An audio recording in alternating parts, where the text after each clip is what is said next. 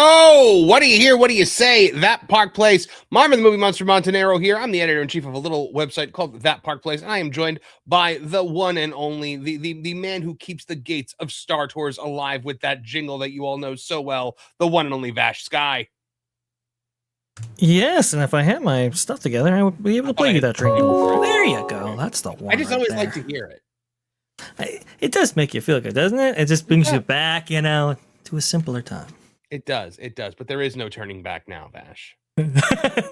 No, that was before the dark times. Yes. Before the modern Disney Empire. Yes, before the modern Disney Empire.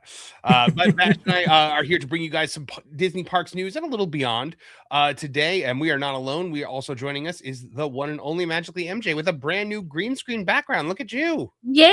Hello, everybody. Happy Wednesday. Woohoo. Happy Wednesday to you as well. Also joining us from the Hang with Erica and Raph YouTube channel, the one and only Miss Erica. Hello, how's everyone? Good. How are you? Doing good. It's spring over here. Weather's in the 60s. The sun came out. There was no clouds. Great Spring day. has sprung. Goodbye seasonal depression. Yeah, thank God for that. I know You're driving me nuts. From that has been the best thing since moving to a tropical climate for me is that I don't get that seasonal. Oh, I do. I get it bad. It sucks. The rainy, gray nonsense of the winter.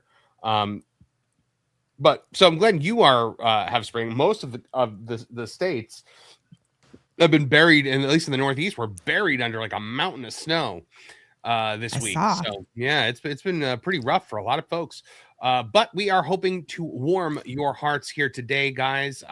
And as always, we count on your generous super chats to keep the lights on here in the That Park Place newsroom. So send in your super chats. We do stop to read them in between articles. We do move super chats of $50 or more to the front of the line. So if you do that, you'll get there a lot sooner. And I see now Loco713 has become a YouTube member. Welcome, Loco. Hey. Calioth for $2 says, let us hope they don't do Bob Joker style. What, drop him in a vat of acid on the way out? Yeah. I'm wondering what that is. Mad Eye Moody's gonna have his way with him in a bathroom in the sequel. I don't know. That's weird. Calioth for $2 says, Vash, the Stampede is here. Did you bring donuts? Yeah, donuts. That's a deep cut reference right there. No donuts today, but I did bring the coffee right there in order to help us all out. I brought my smoothie. But donuts, they're coming. Oh yeah. Now, Vash, drinks all around. You're now coming off a couple of very successful live streams. Very excited to see how well your channel is doing. It's doing great, man. It is quite amazing. Just to the level of support right there. We were able to use some new tools that YouTube has provided for its content creators, and boy, that just had very unexpected outcomes. But people are clicking through. They are very, very excited about the content that we are producing. And hey, look, I gotta give credit to Marv, WW Bro, Jonas, and everybody else at That Park Place who has been really extremely supportive of us.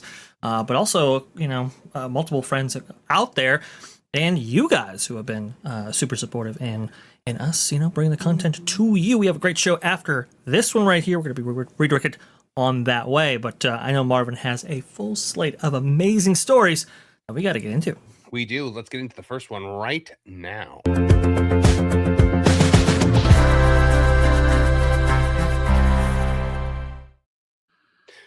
The Disney company has recently announced a name change for Millennium Falcon Smuggler's Run, but hold on, not so fast. They've actually changed it back. Does this signal some maybe less than enthusiastic responses to the Mandalorian and Grogu trailer? Let's talk about it today on That Park Place. Guys, right here you see this article from www.magic.com. Disney briefly renames Millennium Falcon Smuggler's Run ahead of its May 22nd update. So, what we see here is the Millennium Falcon Smuggler's Run had a new official name for just a short amount of time. It was called Millennium Falcon Smuggler's Run: A New Mission, and that was updated in the attractions official listing on the website to reflect the new upcoming changes. Kind of like how Star Tours became The adventures continue. The adventures continue when they retooled that.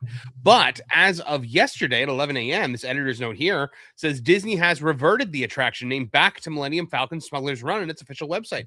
It's not clear if the updated name was published early in error or won't be used at all, but the original article is below. So the renaming, of course, comes ahead of a major update launching May 22nd, 2026, which brings a new storyline, new destinations, and upgraded technology to the ride. Now, what here is changing? Beginning May 22nd, you join the Mandalorian and Grogu on an exciting new mission tracking down elusive ex-Imperial officers throughout the galaxy. The new mission is organized by Hondo Ohnaka, who's picked up chatter about a shady deal on Tatooine between ex-Imperial officers and pirates. Guests then borrow the Falcon and join Mando and Grogu in pursuit. For the first time, the crew actually controls where the Falcon goes. You'll be able to set a course for one of several iconic Star Wars locations. That won't go wrong when people want to go to different places. Bespin, the Cloud City above a gas giant, the wreckage of the second Death Star floating above Endor, and Coruscant, a newly announced city planet. Of course, that is the center of the Galactic Republic and eventually the Empire. Each run could play out very differently depending on where you end up, adding replayability to every visit. I wonder who gets to select that, or if everyone maybe votes on it. I don't know. New engineer interactions. Engineers will get a meaningful upgrade. A new gameplay feature lets the engineer position communicate directly with Grogu during the mission, triggering reactions as the story unfolds. Oh, that's a good way to actually make that work. Walt Disney Imagineering also rebuilt the attraction's visual systems from the ground up. Every cockpit now runs an upgraded NV IDIA hardware with all the media rendered in real time, or NVIDIA hardware rendered in real time via Unreal Engine 5, the same platform used to produce the Mandalorian series on Disney+. Working alongside ILM and Epic Games, Imagineers were able to pull 3D assets directly from Lucasfilm's production library. Every environment and ship model you see in the cockpit is the same asset used on set, rebuilt for the dome's 5 projection surface layout.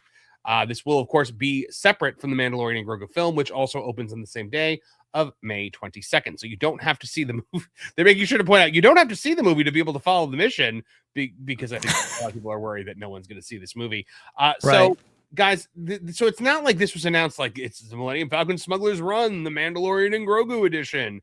It was called a new mission, and they changed the name back. So does this, do you guys think, signal a little bit of not buyer's remorse, but maybe some hesitation on Disney's part to fully embrace this Mandalorian, upgrade? It is a little strange how all this unfolded, right? Because we got an update from, I believe, HBR, suggesting that Josh D'Amaro had told Imagineers, hey, look, guests, they like this attraction, they don't love it. And if you look at the description of what Disney had published on the website, it seemed like they were, that report was correct, which, I never did the validity of, but they were, it was almost like they took that HBR article and those sections and had AI summarize some of those major points into the description of this ride. And it was like, whoa, that's quite interesting right there. But then they took it all down. And so I think your point is very interesting, Marvin, and how, maybe they're backtracking from this. This whole rollout has been a little strange for me, because on the one hand, it's like, okay, well, this is a big update for this thing. We've been waiting, a number of years for this to actually take place and occur. And yet they don't seem to be, like you said, fully committed to it, or they're like delaying it for like right when the movie actually comes out. And I don't know how effective that strategy is. Why not build the momentum for that movie by rolling this out early? Sure, maybe there are plot-specific narratives attached to the movie that they want to go ahead and keep under wraps. Fair enough, but not everybody's going to see this thing on day one, I don't think. Wouldn't it generate hype and momentum towards this movie and also give guests the experience they've been expecting from this attraction since day one? Not sure. Yeah, and that is important. That's important to what people were expecting from this attraction since day one. So the Millennium Falcon Smuggler's Run is actually very loosely based off of the Solo movie, because it's dealing with things specifically from Solo, the coaxium and whatnot. And of course, that movie was the first Star Wars movie to ever lose money at the box office. Erica, this trailer has not exactly landed well with a lot of people. A lot of people thought it was boring. Have you had a chance to watch it? No, I haven't actually. Oh, wait, I did. I saw a snippet of it. Yeah, what'd you think? Boring or exciting? Were you excited for it? No, and I'm not. It was so memorable. She just remembered it right there. Yeah, I just remember a snippet of this weird other alien-looking thing in that spaceship looking stroller thing. I don't know. It was weird. I don't know what that was. But as far as naming attractions, I'm going to have a different take.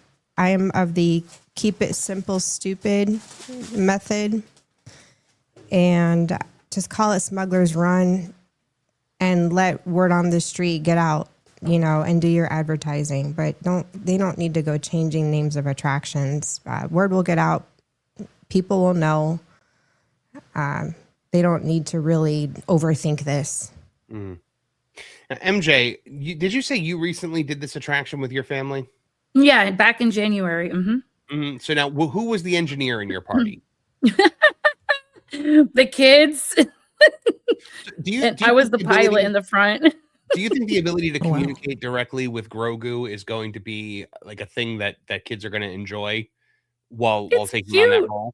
I think it's cute. I think they'll enjoy it, but I do have to agree with our friend Ron. Unless the Luke is taking out the Death Star, the ride is pointless, and that's from a real diehard Star Wars fans. You Marvin and your Vash, you guys are diehard Star Wars people. For me, it's I just got into the films recently. As you know, I just recently saw them with the help of Lauren. He guided me. I think it's cute. I don't think it was that big of a deal for them to change the name. I agree with Erica. Word would have gone out and they could have just kept the name the way it is. But I think it's cute, and probably kids that little character, he's likable, and they're probably doing it to gain back the audience of children, which is what I'm seeing they're trying to do lately. So Can we talk also too about the naming convention right there? So it's what? A new mission. Millennium Falcon : Smuggler's Run dash a new mission. Well, yeah, a lot of punctuation in there. Yeah, a lot of punctuation right there. It runs long. So for people who are maybe requesting an attraction from cast members on account of Lightning Lane and so forth, I don't know. Do you say the whole name? Do you say a partial name? Not sure. But I get the naming convention now has a lot of SEO in there. You basically have to detail like what the experience is, especially for international guests and so forth, in the title almost. But it's just like, wow, that is just really, really bad. And maybe, I don't know, maybe it was getting memed online to an extent that they backtracked from that name. I mean, and maybe they may be retooling that name. I think they should do more of it, Vash. It should be like, It's a Small World, a boat journey through the nations of the world, sung by dolls that are dressed according to each country. Boom! Right there, put that on the map. Yeah, just start describing the attractions. Space Mountain, an exciting, thrilling roller coaster ride in the dark, ride through space in a spaceship. It's like, what are you guys doing? I guess they really want people to know, like, hey, this is completely new, a new mission. They really got to put it out there. I like the Adventures Continue because it was like really subtle. Yeah. That this was a continuation attraction, and Adventures elicits multiple adventures, right? I thought that was really clever. This not so much. Star Tours had also existed in its original form for a much longer period of time before they changed it, didn't it? Absolutely, yeah. 1987 is when that makes a debut at Disneyland. It was in like the mid 2000s, right? It was 2011. Oh, it was 2011. Okay, wow. Yeah. So this, I mean, it's been what, maybe 6 years since Galaxy's Edge has opened, and they're already changing this ride entirely, top to bottom. They have to, as Josh Giamaro pointed out, right? People like this attraction, they don't love it. And I would maybe argue that maybe people don't like it. That's true too. I would argue that as well. Yeah. So it's a one and done for sure. Well, and we see this out in Disneyland. Well, Disney World a little bit different because you have people coming home from all over the world to specific theme parks, and so maybe people aren't familiar with some of these existing attractions, right? This is why theater attractions tend to last a little bit longer out in Florida than they do in California, because you have a populace that goes back to the parks over and over again out there in Anaheim. But in that scenario, I mean, Marvin, you'd be hard pressed to find this anywhere above 45 minutes, unless the park is really busy. You got people coming in like crazy. You're typically going to find this less than 35, maybe at night, 15, 10, or even 5 minutes. So I think they had to change it because it was just coming. I mean, you figure there's finally a ride where, like, if you had told me as a child, hey, there's a ride where you get to fly the Millennium Falcon, I think I would have cried. Mm-hmm. Like, but and now, like, I don't even remember the last time I did this ride, because it's I did hear that they are testing a doubles line instead of a single rider line, so like you can go on as a duo. That's cool. Interesting. and then be the engineer. Yeah, exactly. Twin engineers, actually. Yeah. So this is kind of interesting because if just speaking from Disneyland, because it's what I'm familiar with, they've been doing this for a little while, where you can actually board with somebody via the single rider line, and they kind of pair you up. They have what's called a buddy pass system. They don't implement it currently on Millennium Falcon Smugglers Run, or at least maybe they recently started, but they've implemented this at Disney California Adventures attraction called Monsters Inc. Mike and Sully to the Laugh Floor. I'm sorry, Mike and Sully. I can't remember what it is. Not Laugh Floor, something else. Anyway, right. The Monsters Inc. attraction at DCA, though, because that third row tends to get not filled because a lot of people are in fours and so forth.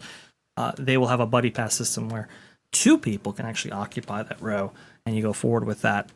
So it's not completely unusual, but again, the fact that they have to implement systems like this and everything, I think it goes to show that this attraction, operationally and demand-wise from guests, just really hasn't hit the mark. So they're hoping for something to be improved on with this iteration, but you only get one chance to make a first impression. Absolutely. That's Absolutely. true. So, guys, this ride is going through major changes, and time will be able to tell us whether or not it's going to soar or crash and burn.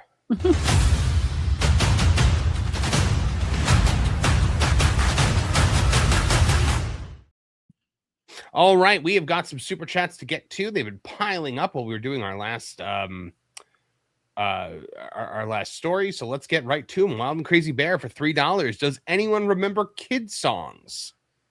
Oh, gosh. Like the CDs that they would with the infomercials? I would play pop songs, but they're kids. I don't remember kid songs. Yeah. I remember the sing-alongs for the parks. They're quite nice. Kid songs. Oh, yeah. I posted that on Come Instagram. On sing along with a Disney song with the little owl. With the little owl, yeah. He's like, doom, doom, doom. You got all into it. You were excited. Disney owls, man. Disney owls. Like, there have been so many of them in the past, and none of them really work out. Like, you remember, like when Thunder Mesa was going to be built in Walt Disney World, they had this owl named Hoot Gibson, who was supposed to be like the host of Thunder Mesa, what eventually became Big Thunder Mountain. It was supposed to be the whole different land, and he was going to be the star. And there was an animatronic of him in the preview center, be like, "Yeah, man, this is my big break." And then it's just like, oh, now he's like selling his kidneys on the black market. Like, they even brought it back every time they would add something new, like when they did like the Epcot and the studios preview centers in Main Street USA. Hoot Gibson would get like a yearly paycheck to come back and do it, and I was like, oh, there he is, good old animatronic owl, and disappointment to his family, Hoot Gibson. Disappointment to his family. It's great. Archer Merchant for $5 is running from the fire he caused at the company, like the bicycle twig meme or clown meme, blaming others and asking, but who did this? Yes. Exactly. That stick right into the spokes there. Justin Dutchy, remember, for 6 months, a half a year of membership. Thank you, Justin Dutchy. Says, like, subscribe, and smash the hype. Happy Wednesday. Shines so bright. Halfway there. You're doing it right. Oh, I love that. Yeah, I love that so much. Yeah. Wow, man of Yavin gifted 5 that Park Place memberships. Oh, are we about to see a membership rally the way they saw on the pro show yesterday? Because that was insane. Over 300, almost 400 memberships gifted on the pro show yesterday. That's crazy. That's wild. Easy. Yeah, I don't know. I don't know if we can come close to it, guys, but maybe we can today. Who knows? Who knows how generous people are going to be here on that Park Place midday magic. Wildman of Yavin gifted another 5 that Park Place membership. So we are at 10 gifted memberships here today, guys. He's That's on fire. Captain Grade Green. Equus Hart for $5. Naming a ride to describe the ride speaks to the same debacle as Basil of Baker Street / The Great Mouse Detective issue. Oh, I love that. I love that movie. The Great Mouse Detective. So cute. Yep. For those unfamiliar, Basil Baker Street. The original name until Jeffrey Katzenberg said, "Hey, this is not obvious enough. We got to change it." And that led to some controversy, including it's got a mouse who's a detective. So maybe that could be the way people learn that it's about a mouse detective. Yes, exactly. No, they that led to blind. The blind aren't exactly who we're trying to market a film to. That's true. That's true. There was a Jeopardy question based on the whole thing, because there's a memo that came out and said that we're renaming everything. It's instead of Snow White and the Seven Dwarfs, it's I don't know, a princess was 7 men or something like that, and they went all crazy. Yeah. Well, I mean, we having for 5 bias take. Star Tours is better. I actually would go with that take as well. Post pandemic, we rode DI's or Disneyland's. We rode Disneyland's daughter, finally tall enough, stayed on and kept riding. No queue. Oh, that's it. Also, that you know what's funny with that line not having a line? It's the one line in Disney that I never have minded waiting on since I was a kid. Because as a kid, I was just enthralled by the Star Tours queue, like from the Mon Calamari up in the control booth to 3PO and R2 in that first room to the droids in the next room before they turned it into a luggage thing. Back when it was just like a droid workshop. The baskets were super cool. Yeah. Let's see. Camchi for $2 has heard terrible news of He-Man creator and Unfund I did see that there was something about it. I have not seen precisely what is happening yet. I have not looked into it yet, but it's been a busy morning, and I was up very late on the Lauren Apollo show last night. Wildman of Yavin gifted 5 that Park Place memberships. That brings us to 15 for the day. Good Lord. Wildman of Yavin, you are turning that chat green. Thank you, my friend. Mm-hmm. Thank you so much. 8412, in case you missed it, we have a goal. We do? Okay. These goals, and then doesn't tell me what they are. So, it's fantastic. It's always just like a fun journey, like figuring out what it is. It's when we're on together, Marvin. Yeah. All right, we're in this together. So our goal is the goal is for 20 teal super chats, and it'll give us 30 minutes more show on Friday. Oh, okay. So that's 30 minutes more that Jonas and I will have to. Yeah, I was just going to say that. Okay. Well, it was already reduced by 30 minutes, so there you go. No, I'm joking. No, joking. All right. So we are fighting for a longer show on Friday. Is this live? Checking in. Are we blind? Deploy the likes. Ash, that's your cue. Oh, yes, it is my cue. Blind! Deploy the garrison! Yeah. Oh, I love that. Sorry about that. The real I just problem love that with the ride is that it has 4 seats for what is really a 2-person ride. 6 seats, actually. A single rider almost always gets you a family asking you to go into a lame seat. Yeah. Yep. And Is This Live gifted 10 that Park Place memberships. Thank you very much, Is This Live. Man, that brings us up to what, 25 for today? That's 25 new memberships. That's incredible. Wow. Goodness gracious, thank you. Maravita member for 10 months. Can't stay on, but closing on my 1-year membership. Yeah, you're just 2 months away, Maravita. That's phenomenal.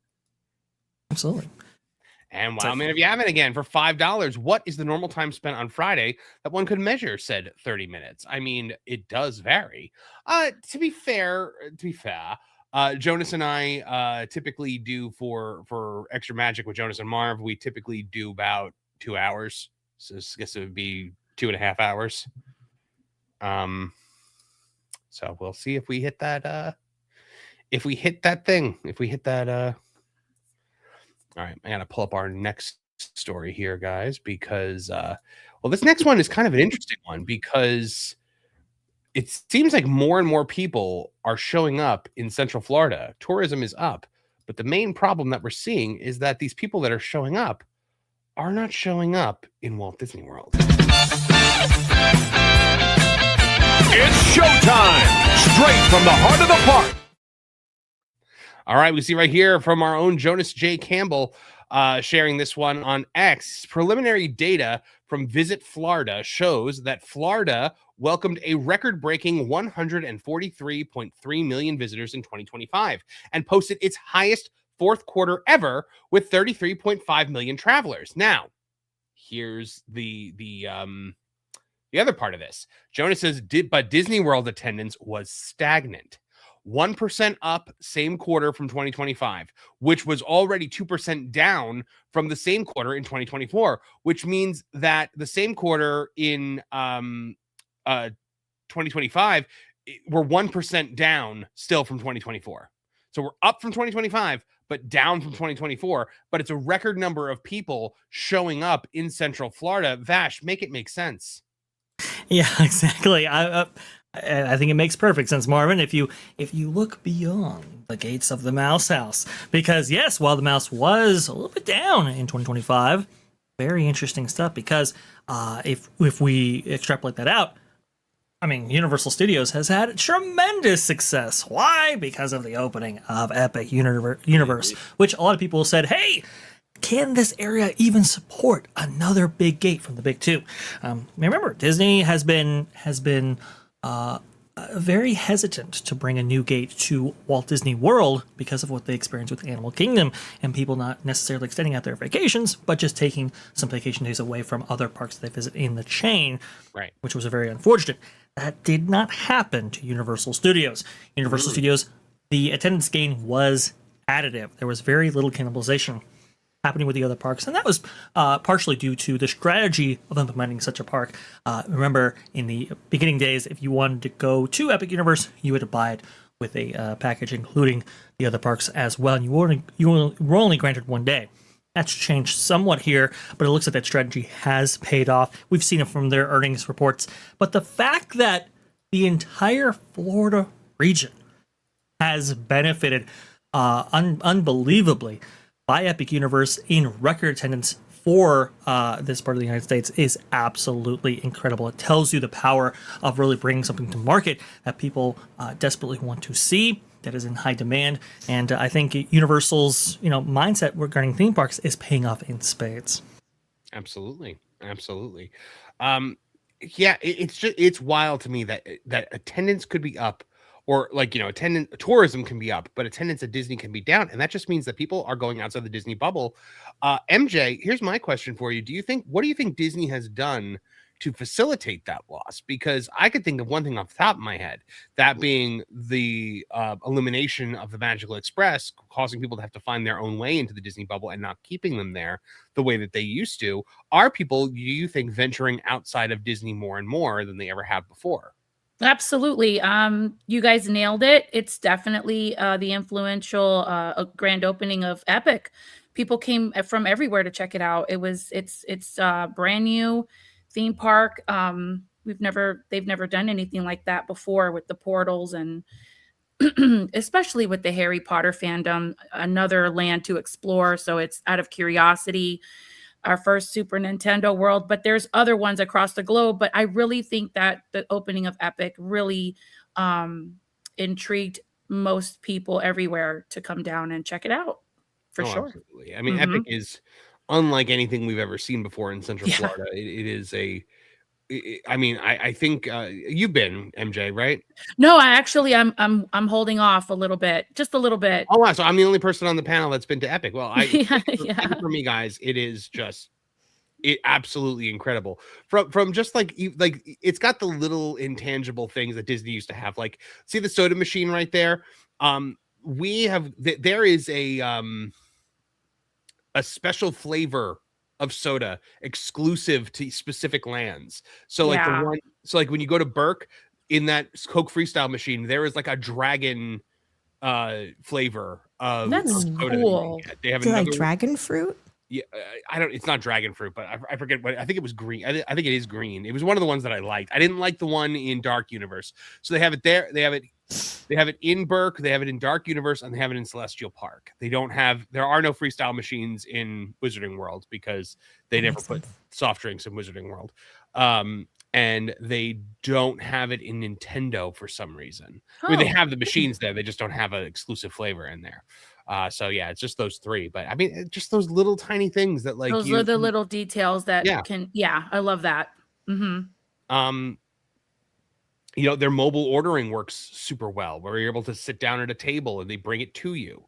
There's a whole lot going, and it's so new and it's so exciting, and it has IPs like Nintendo, like How to Train Your Dragon, that are so big right now with a lot of younger kids. People want to go see it. A lot of people who have taken the same Disney vacation for 20, almost 30 years, they've experienced all four of those parks over and over and over and over again. And sometimes you want to step out into something new. And with Universal expanding their resort hotels as well, with the opening of not just the Helios Grand, but also Terra Luna and Stella Nova Yes. within the last few years, that's also something that's probably pulling people away. Mm-hmm. Erica, what do you think about that? Like, do you think it is easier than ever to not stay in the Disney bubble when you take a vacation to Orlando now? It's funny you mentioned that because I've been wanting to do a side-by-side comparison.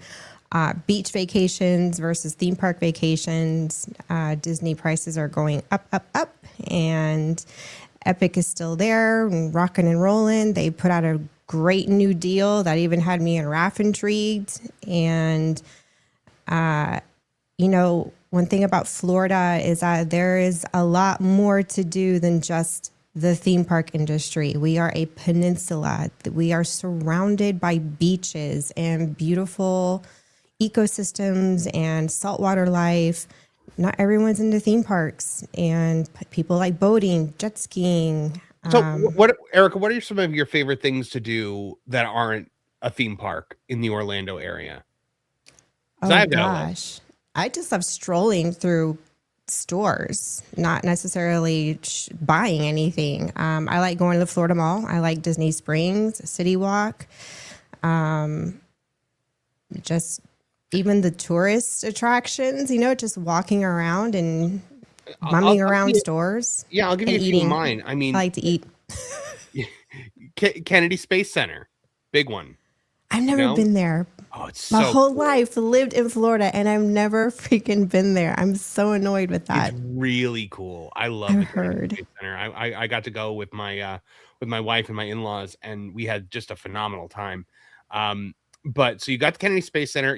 So now when you talk about beaches, I mean, you go to the beaches on the Atlantic and they're really nice. Don't get me wrong. But like when you go to the beaches on the Gulf Coast, like when you go to like Siesta Key over by Sarasota, that beach, the only other time I have found a comparable beach has been on a tropical island. White sand, clear blue waters. I mean, it's incredible. Then you've got International Drive, where you've got things like Icon Park. I was just in Icon Park Valentine's Day weekend. We went to the aquarium to go see the Animal Crossing experience that they have. I forgot Old Town. Old Town was a really big place to hang out as a teenager for me, and it apparently still is. They still have the Saturday night car shows. Yeah, we'll watch them on YouTube. But hanging out there with my high school friends, we would just carpool from Tampa and go to Orlando, and that was a big spot for our clique of friends. My wife talks about that also. She talks about how they used to all hang out at Old Town. Yeah, that was one of the top places we would go and hang out. Mm-hmm. So I think people are starting to venture outside, and I think that's Disney's doing, because Disney used to pick you up at the plane and drop you back off. You were encapsulated in the Disney bubble. You were entirely like pulled away from the rest of Florida. And I think it's Disney pulling away Magical Express, but also the explosion of rideshare services. Like you have Uber and Lyft and stuff like that. And now, have you heard, Vash, Waymo is coming into Orlando? I've seen so when we were driving around by Icon Park, I saw like 10 different Waymo vehicles Mhm. flying the streets. Now, for those of you that don't know what Waymo is, it is a driverless car that uses LiDAR technology to basically it's a driverless taxi. And so they're starting to spread out into the Orlando area. And if that's happening, it's only a matter of time before the Tesla Cybercab does the same thing. So, you're going to have it's going to be a lot easier to leave Disney soon, because now you'd think in theory that these Waymos or Tesla Cybercab should be less expensive than an Uber or a Lyft because you don't have to pay a driver. Right. But who knows? It might be more expensive. Yeah, because it's Might high be more tech. expensive. Mhm. Yeah, a little bit of venture capital. It goes a long way to maybe reduce prices in the short term, but long term, who knows? I did see that story. Very, very interesting. Definitely going to cover that a little bit more in depth on Vashkai Park Cast. We have a story in the works on the Waymo thing on that Park Place. So yeah. Oh, perfect. Absolutely fantastic. No, I thought it was really, really interesting. They haven't yet quite mapped out both the MCO or even the Walt Disney World, but a lot of people predict that is coming. A lot of people are a little bit concerned about that specific story because it might upset taxi drivers and all of that. We'll have to see what actually happens. Yeah, exactly. Welcome to a free market. This is what happened when Uber and Lyft launched in the Orlando area. Taxi cab drivers threw a fit, and they did? They implemented a mandatory surcharge for all flights to and from the airport to even the playing field for the taxi cab drivers. Not force the taxi cab drivers to lower their rates to match Uber. No, they instead made it so that it was more expensive to take Uber. It was absolutely ridiculous. Wow. Of course. Yeah, that's fantastic. Great for the consumer. No,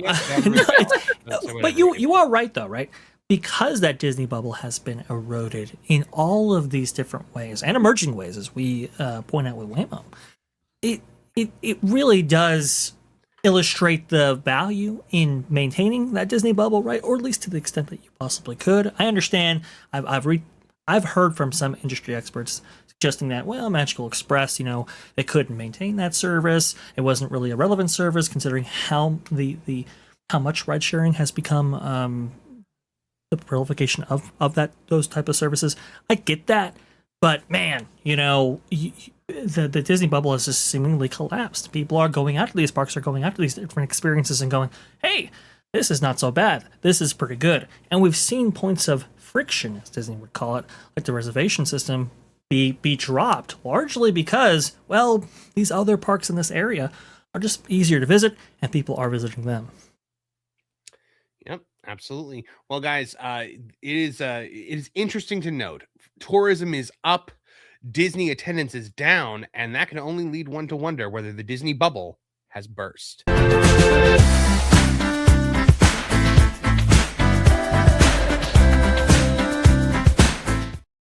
All right, we got right away. I got to call this out because Snarky to Stink has gifted 50 that Park Place memberships. Cool. Snarky going crazy over there. Absolutely amazing. Thank you so much, Snarky. That is wonderful. 50 of you are now been changed from gray to green. 50 new members. 50 people can now experience things like the Lost Guys, like the Genre Guys. All of this awesome member exclusive content that we have here on thatparkplace.com. So I am extremely grateful to you, Snark. You are such a wonderful supporter of the channel, such a great friend to all of us here. And you know what? We got to play Snarky's clip. Hold on, please don't freak out on me, StreamYard. And okay, cool. We kept everybody. That you gotta love it. Where's there he is.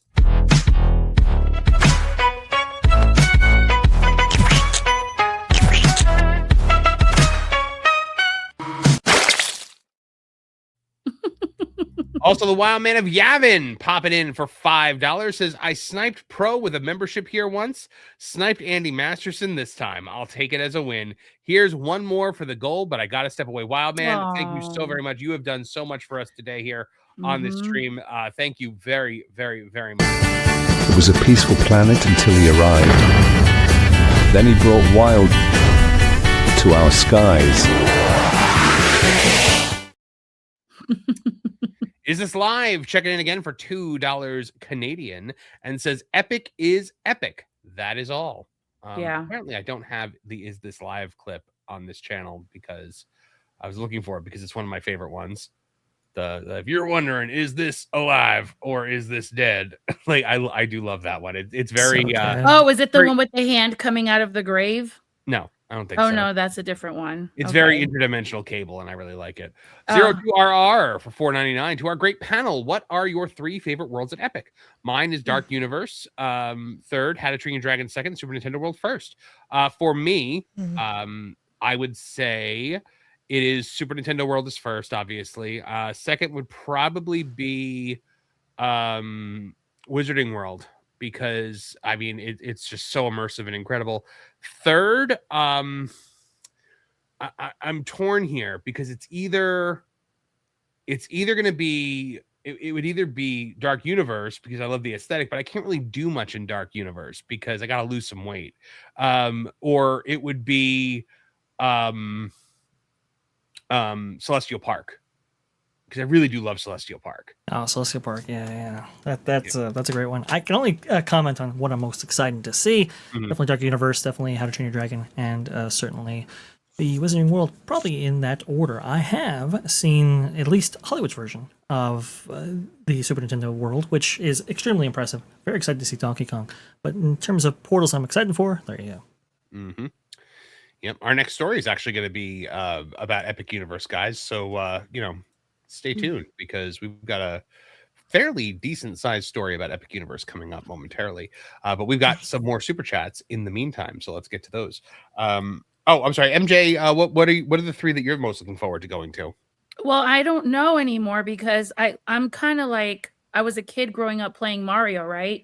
Mario Kart and Donkey Kong. Believe it or not, I was always I'm kind of a tomboy, and I'm not ashamed of it.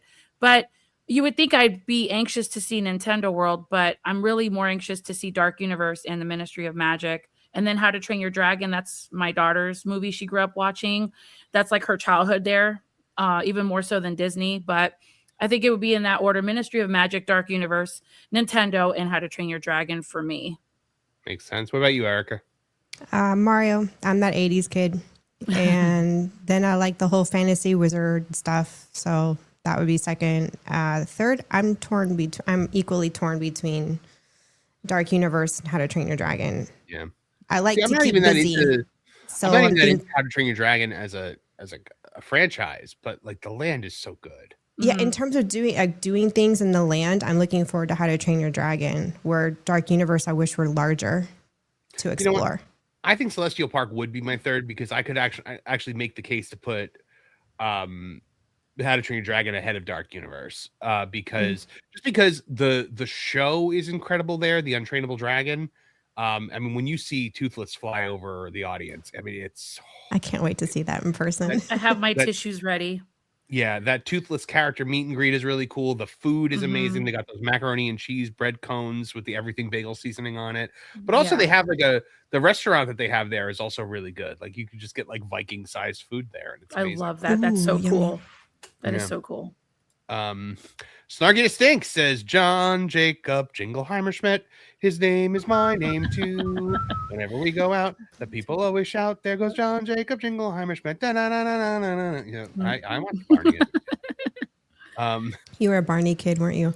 I was not actually. My brother was. I missed the Barney kid. I was a Barney kid. My Don't wife throw was a tomatoes at me. it was on the TV. My wife is younger than me, and so she was a Barney kid. Yeah, I'm a Barney kid. So, Is This Live for $5 Canadian says it's even worse for Disney going forward, Vash. Within a decade, you'll be able to get off your plane and get onto a train straight to Universal's hub. Ooh, maybe. That's a very good point. Yeah, Bright Line going straight there. They have to work out. Are they building a Bright Line That is so cool. at Universal? Oh, Yes. So Disney declined to have a station built. correct. I remember Disney that. Springs. yeah, they Spring. declined. Universal, picked it up on this, and I think the route was the thing that was in question because there were 2 routes planned. Disney was opting for the one that bypassed basically their competition, and everybody else was going, hey, you should have a more direct route, which includes the competition. So Universal was a big champion in that. I do believe they got that winning bid right there. Go ahead. God forbid Disney makes it, easy to get to their parks. Yeah, why would we do that, Marvin? It's just, Lord forbid you put up with wealth. anything. And people actually want to see more than just Disney. That's what irritates me about Disney too, is that cast members aren't even allowed to help guests maneuver outside of the Disney bubble. Was that true? So if you want to go seek other attractions in the Orlando area, all they're going to do is direct you somewhere else to find that information. They're not actually going to tell you, because it's to keep you in the Disney bubble, and Disney consistently keeps up with that ideology that, with their behaviors. I mean, even down with the Bright Line train thing. It's stupid. But I mean, more Bright Line. I don't know if that's the thing we want the most, guys. The Bright Line hungers for human flesh. Like that thing kills people left and right. Every other day, I get it. I literally follow a Instagram page that is solely dedicated for commenting whenever the Bright Line hits somebody. Oh. And I get notifications like several times a week. The Bright Line hungers for human flesh. It is 100% trying to. We've never had an issue. My daughter takes it when she travels to and fro from UCF to South Florida to come be with us. We've never had a problem. I thought the whole premise of the whole train track for Bright Line was to avoid contact with like pedestrians and traffic. That way you had this like straight shot going to the areas where they wanted to go. But I guess they changed. I don't know. That was like the concept that was delivered years ago before they started building. Yeah. Texas 8412 for 5 says, what happened to Son of Picard? I'm not familiar with Son of Picard. Either. Was it like a series? I don't know. Not entirely Never sure. heard I of know people really resonated with Picard season 3, and well, that was the last of that. Well, yeah, people loved Picard season 3, and Kurtzman hates that because he had nothing to do with it. There you go. So OG Dutchy, Justin Dutchy says, Pro has entered the chat. If all of a sudden there's a goal, happy to contribute. Thank you very much, Dutchy. The Mum for $4.99. I'm coming to Epic this Christmas. It's been 23 years since I've been to Orlando for a theme park. No Disney plans. It can burn. Congratulations on your upcoming trip, and be blessed and safe travels. And I hope you have a great time. We are 9 super chats away from our goal currently. So you guys can make that happen. Eric Stratton gifted 10 that Park Place membership. Whoa, that's a lot. Man, that's like how many so far today? Like coming in hot. 60? We are getting so many today. Every time a membership is gifted, a content creator gets his wings. Is that gendered language? We're not at Magic Kingdom, Dad. And Wildman Gavin with another 5 that Park Place memberships. We are just having a membership drive here today. Gosh. It's incredible. Awesome guys. stuff. Generosity's off the charts. 02RR for $4.99 says, thank you, panel, for sharing. Although we all have different favorites, this for me re-emphasizes the fact that Epic is the theme park for many fans. I mean, oh yeah, something for everyone. Yeah. I'm overwhelmed by the generosity that we are seeing from all of you today, and just want to say thank you. Well, the way I like to say thank you.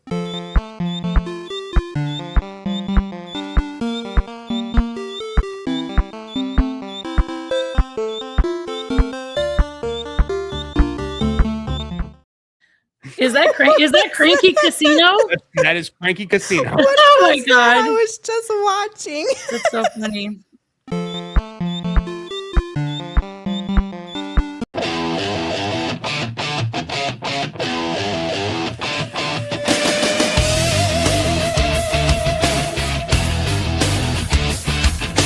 Purple potatoes, fried green tomatoes, arugula. When injustice strikes, I strike back. Culture, casino, let's go. Culture, casino, let's go. When the EMS tries their best, strap him down, check his chest. Culture, casino, casino, culture, casino,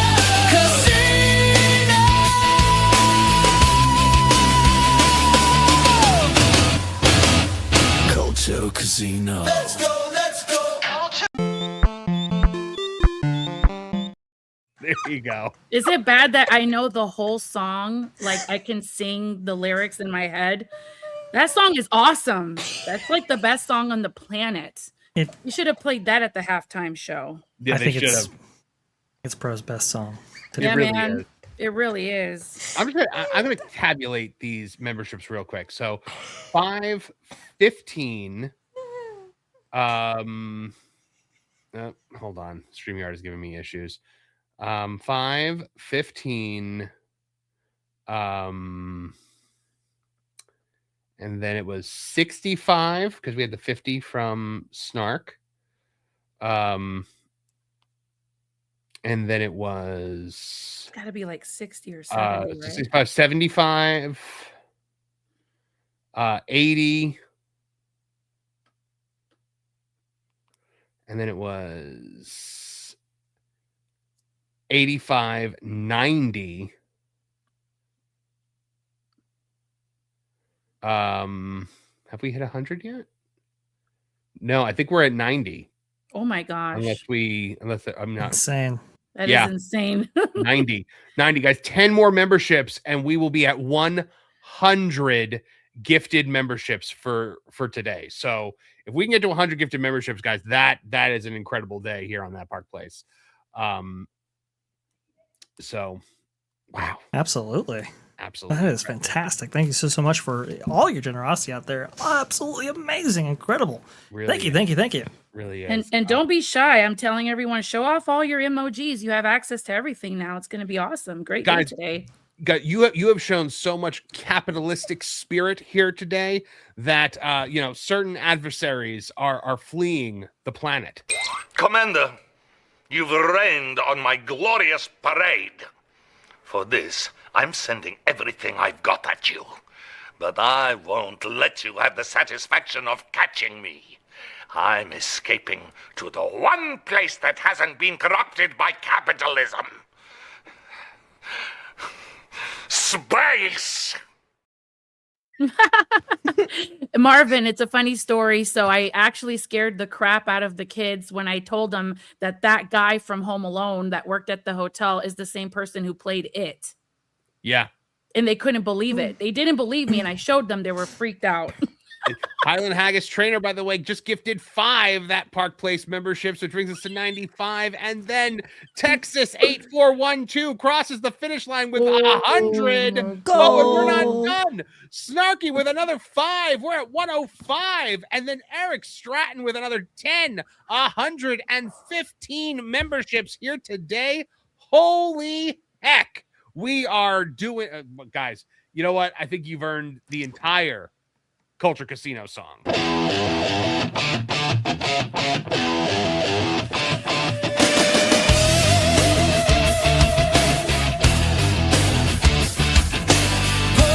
potatoes, fried green tomatoes, arugula. Hey, what's up? When injustice strikes, I strike back. Culture Casino. Let's go. Culture Casino. Let's go. When the EMS tries their best, strap him down, check his chest. Culture Casino. Casino. Culture Casino. Casino.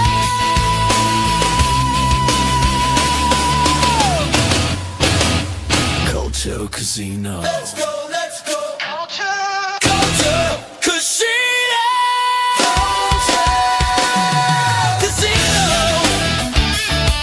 When injustice strikes, I strike back. Flame-throwing bears can't keep the man down. Bearded and burning, it's a Campbell town. Kumquats and roses, snap peas and lotus. Watch the jugular. Culture Casino. Let's go. Culture Casino. Let's go. When the EMS tries their best, strap him down, check his chest. Culture Casino. Casino. Culture Casino. Casino. Kodiak bots can't stomp his produce down.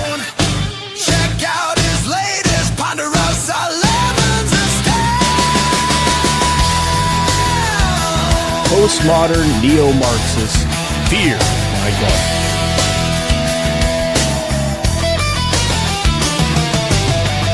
Always wash your purple potatoes, you'll think. Postmodern neo-Marxist fear my God. Culture Casino. Let's go. Culture Casino. When the EMS tries their best, strap him down, check his chest, yeah, check Casino. Casino. Culture Casino. Casino.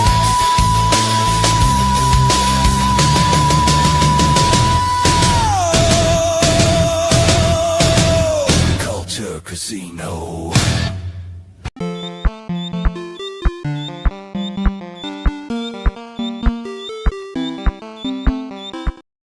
My Oh. gosh, that was awesome. I did not realize how long that clip was when I said I'd play the whole thing. Was that Been over Carmen 100 Sandiego in there? I guess it was. That's so cool because I used to play that on the computer as a kid. So we're I at used to watch 115 the right now, TV guys. show. I want to see how high this can go. Like, can we get to 150? Can we get to 200? Who knows by the end of this show? We're only halfway through this thing. Holy So, cow. I mean, you know, maybe we'll play Lord of the Rings next, or maybe we'll play Mexican Iron Man jingle or something like that. But you know, we have a lot to to get through here today. So let's get on to our next story and see what happens next. It's showtime! Straight from the heart of the park. Since Universal has opened Epic Universe, the big question on everyone's mind has been what's next? Well, Universal seemed ready to announce an expansion, but then at the last second has pulled it back. One word omitted from a press release has led many to believe that Universal may be backtracking after a statement on Epic Universe's expansion. Let's talk about it today on That Park Place. All right, guys, Universal, this coming to us from thatparkplace.com, written by Chamley. Universal had put out a statement about upcoming additions to the Universal Parks division. It had suggested that Epic Universe was about to go through expansion. And the initial press release outlined a range of company initiatives, including developments in theme parks beyond Florida. So it says NBC Universal continues to scale immersive experiences as one of the only two global media companies with a theme parks division. This includes expanding Universal Epic Universe, developing a new theme park in the United Kingdom, the company's first in Europe, and introducing new formats, including the first Universal Kids Resort and year-round horror experiences in Chicago and Las Vegas. Is the Chicago one open yet? I don't think it is yet, right? I think that's coming soon, but the Vegas one is open. I think the Chicago one is open already. I just don't remember what exactly they have to offer in there, but I think it's open. So then, in a statement to mark NBC Universal's 100th anniversary, the company issued the exact same statement, but it took out the word expanding. So just as this includes Universal Epic Universe, did not say anything about expansion just yet.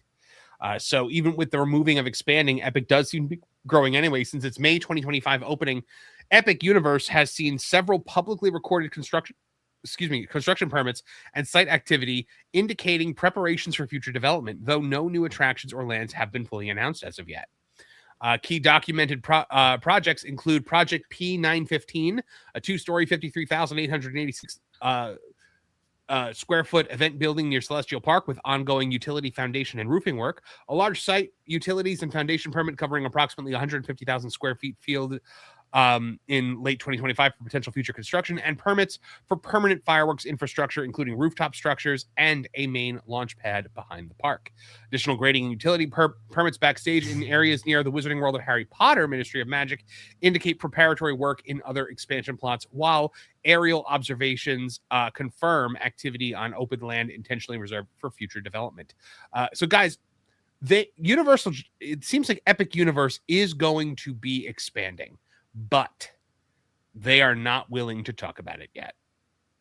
Good. Yeah, they're Vash, always they're always cagey about this kind of stuff, right? They're always cagey about expansions, rides. I mean, for the longest time, I remember when Velocicoaster was a churro stand. I think is what they said about that attraction when it was being developed. But they've long taken this stance, and this is after the implementation of Harry Potter. where they saw attendance severely dip right before the opening of that new attraction. They've taken a stance where it's like, okay, we're not going to talk about expansions or new attractions until right before they open, and that way we can mitigate that otherwise attendance hit that we would experience. So I think it's them trying to control the narrative, control the story, saying, hey, don't delay your Epic Universe trip, visit now, and That's a good point. You'll have a great time. That's a good point. They don't want people to put it off to wait for new things to happen, because remember, it's going to take years to build new things here. Erica, of the things that we have discussed that possibly could be coming to Epic Universe, what is the thing that you would want to see the most? Oh gosh. The Luigi's Mansion, I'd heard rumor about that, if that's even true. I think it'd be I've heard fun and rumor cute. of that. The last I heard about a Luigi's Mansion was we would not get that anytime soon, because if that's going to happen, it's going to happen first in Japan. That makes sense. And then bring it over. Yeah. I guess Zelda then. And anything in the field of Mario. I just Now, love Zelda, Nintendo. I think Zelda is far more likely, because with Zelda, first of all, you've got a large plot of land right next to Donkey Kong, Mhm. and secondly, Zelda has been baked into the very DNA of this park from its inception. Yeah, That I've led many people noticed. to believe that Zelda was supposed to be included originally, because not only in the Nintendo gift shop outside Super Nintendo World do you have the Master Sword embedded in the floor, you have Link, Zelda, and Ganondorf up on the stained glass Stained windows, glass windows. but Yeah. also in the parking lot, the original logo for the hero parking lot was the Master Sword and Shield. I mean, there's so many Easter changed eggs. It only makes sense that they would bring that out next. MJ, what do you think is likely to be the first expansion that they announce for Epic? You think it's going to be Zelda, or do you think something else? Oh, I think it will be Zelda. I can't even. What didn't they say they were going to put Pokemon over at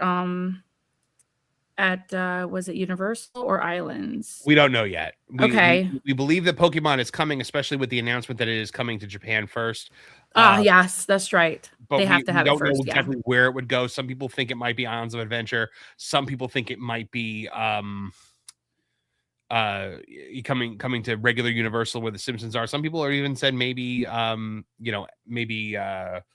Epic Universe, but I don't think that's the case. But Yeah, I think we might have a Zelda land, and if they do the expansion when they pull the permits, is it close by the Ministry of Magic or closer to Super Nintendo World? Because I can't remember on the for which one?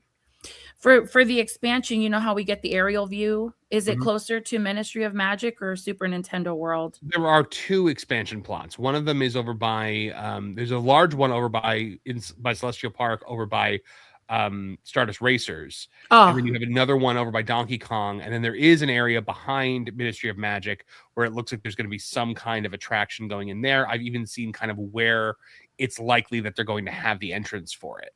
Okay. We might get a second attraction in Ministry of Magic. I have a hunch. I just don't know what kind of attraction it would be, but I think whatever. that might be the next thing that they Yeah.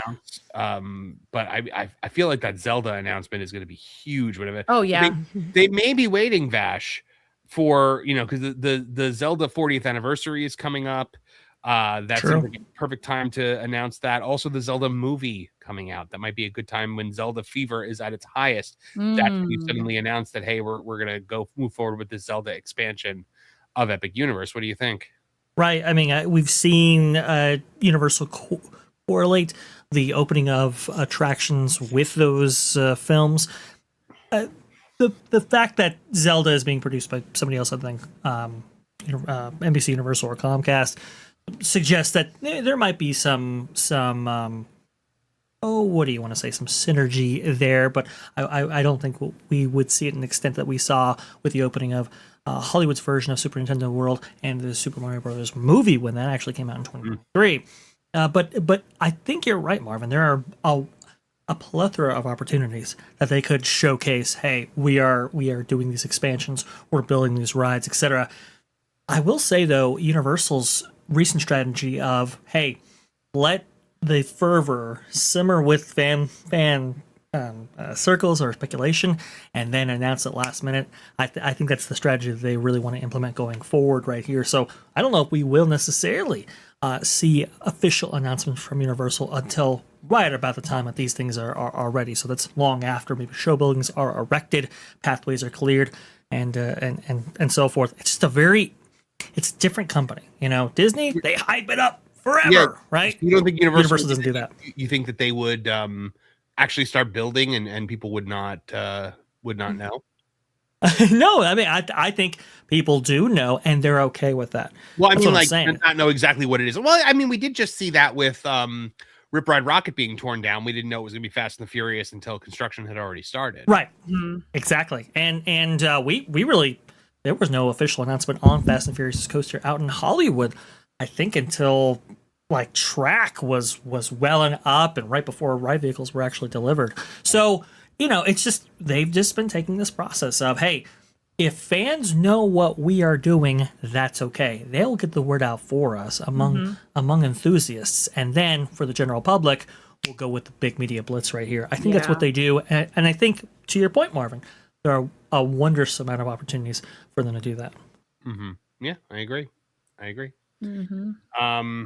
All right. Yeah, I'm excited to see what the future will bring. And the slow rollout, Vash, like you said, that has been one of the most interesting things because they did not make, Epic Universe still does not have annual passes. Right. So it's like they are waiting for things to slip, I think, before they do something like that.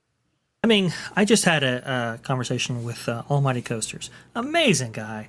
Alan, you got to definitely check him out if you have not.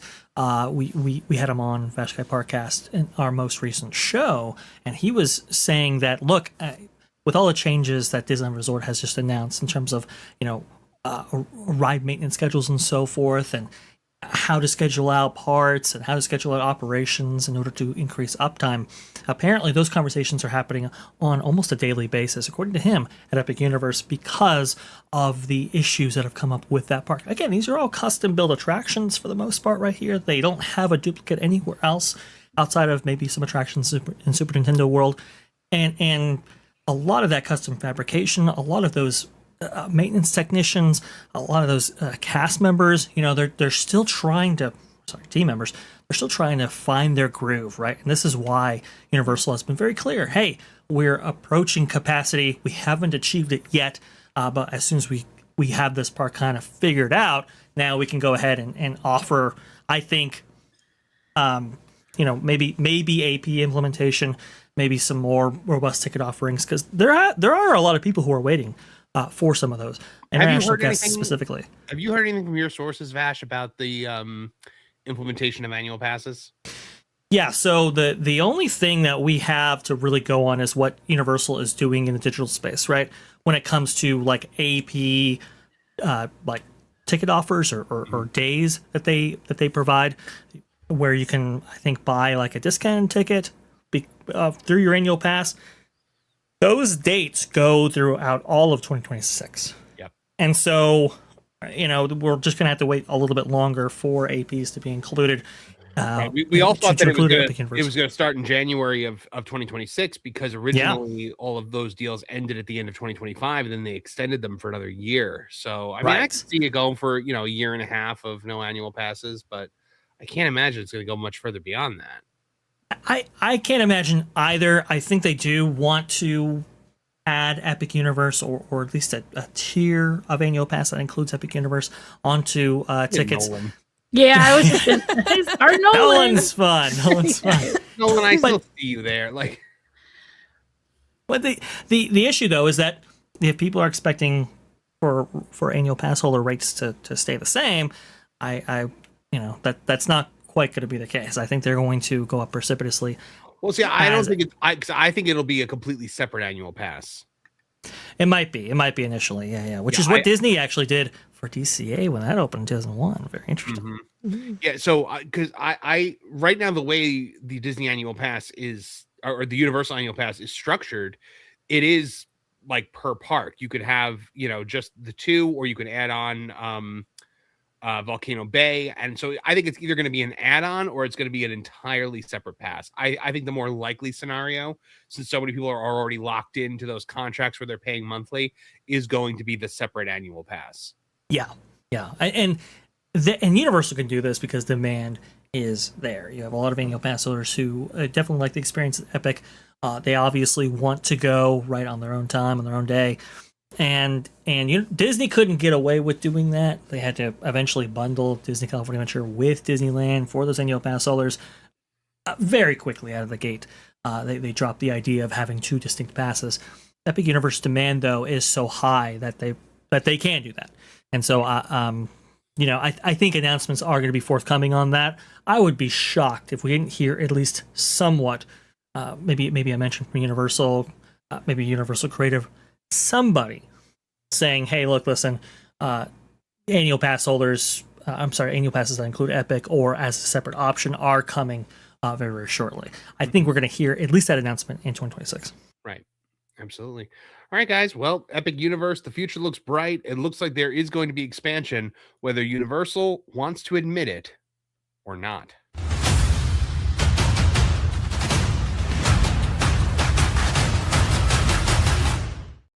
All right. We've had a few more super chats come in. Hold on. I think we counted these. Yeah, we counted these already. Sorry, I forgot to clear them out. But Snuggie is Stink for $5. Universal is doing the opposite of Disney, acting and not bloviating and lying. Like, dang it, Bob. Bob, what are you singing? Added that one. That was That's a good my friend one. Tyler Dean McDowell from his awesome song "What Walt Would Say," which you guys should definitely check out on YouTube because it's so good and it encapsulates every like old school Disney park fan feelings about the current direction of the Walt Disney Company. Bob, what are you singing? I love it. So good. I love it. He's such a great guy too. Like one of my favorite people. An amazing guy. And Yeah, we had him on the Pro Show. I interviewed him for that Park Place. He is the son of Rodney McDowell, country music. Yes. Oh, okay. And he told us that he was more honored to like be a part of the Pro Show and that Park Place when we had him on than he was when he met Dolly Parton when his father performed with her. I was just like, wow, get your priorities straight, Tyler. Like Dolly Parton is way more exciting than us. But Packing Proton says Kennedy Space Center still have the dehydrated ice cream. It does. I actually got it last time I was there. Was it good? Because I haven't had any since like the 90s. Yeah, I mean it was fine. It was exactly what I remember when they used to sell it at the Space Mountain gift shop. they did. I don't know if they still do. They might actually. was That's good. so nostalgic, right? Those little Christian things. loved that. That was his favorite thing when we would go. It's so cool. Let's see. Hawaii Dragon Star for $5 says Disney hype a project during the planning stage. Build anticipation. Fail. Universal. What is it being built? Drop casually. A new ride is coming. Yeah, that's pretty much it. I mean, we've been hearing a lot of stuff about what the Fast and the Furious ride is going to become. I guarantee you don't find out anything about that for a few years. Even though we're pretty sure we know what it is. So I think Universal likes to let maybe that bites them in the butt a little bit, Vash, because everybody wanted Back to the Future and Ghostbusters for this Fast and the Furious area, and they don't have it. They don't have it. They might be sitting on some of those franchises and want to do some amazing creative things with those specific franchises. I think they've seen demand in multiple places there. It's just, I know fans are pretty frustrated, but you got to think, at least internally, Universal believes that the Fast and Furious franchise has broad enough appeal. Because remember, you're also appealing to an international market as well. It's not just the diehards that love these attractions from the 1980s and 90s and so forth. You got to think bigger, and at least according to their data, they're thinking Fast and Furious more relevant, at least with this specific attraction, than the other two. We have heard numerous rumors about what might be included when it comes to those franchises specifically in these parks, but we're just gonna have to wait a little bit longer. To your point, Marvin, it does dim the enthusiasm slightly for this new coaster with the IP chosen. Absolutely. I mean, it's a declining franchise, I think, is what a lot of people believe. So yeah, we shall see what the future holds. But guys, we have got to get into our next story. We are waiting to see if more of those memberships will come in while we are on our next story. But we will check back with you guys afterward because it is time to dive back in. There we go. One more for the top. Triple decker, just how you like it. Wow, thanks, Mr. Wall. You enjoy it. We will. The 2026 Winter Olympics are ongoing, folks, but eyes are already pointed toward Los Angeles 2028 for the Summer Games of the Olympiad. And the eyes of Disney are firmly on it because it's going to be right there in their backyard. And Disney seems so excited about it that they've actually named a new executive to head up how they're going to integrate the Olympics into their parks. But wait, didn't Hugh Johnston tell us that the Olympics killed attendance at Disneyland Paris? What's going on? Let's talk about it today on That Park Place, guys. This article right here, there's a whole lot to unpack in this one. So Disney once, and Vash, you remember this in the earnings call, Hugh Johnston blamed the Olympics in Paris for the slump in attendance at Disneyland Paris.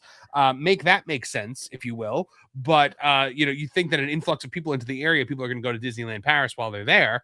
And apparently he said it's the exact opposite. People were staying engrossed in the Olympic Games. But now, as LA 28 is coming right in the backyard of Disneyland, after Universal has already been named the official theme park partner of the Olympic Games, we are seeing Disney trying to scramble to find out how are we, the Disney company, going to monetize this. So during prior earnings commentary, Disney leadership acknowledged that major global sporting events like the Olympics can negatively impact nearby theme parks, but recent corporate moves suggest the company is simultaneously positioning itself to benefit from the massive global spotlight coming to Southern California in just 2 years. So we know what Hugh spacebar Johnston said when he said that that the Olympics depressed attendance at Disneyland Paris. But take a look at this. Despite that cautionary tone, Disney has clearly been preparing for LA 28 behind the scenes. The company created a new executive position, the President of Major Events Integration, currently held by Ken Potrock. Specifically tasked with maximizing large global moments, particularly the 2028 Los Angeles Olympic Games.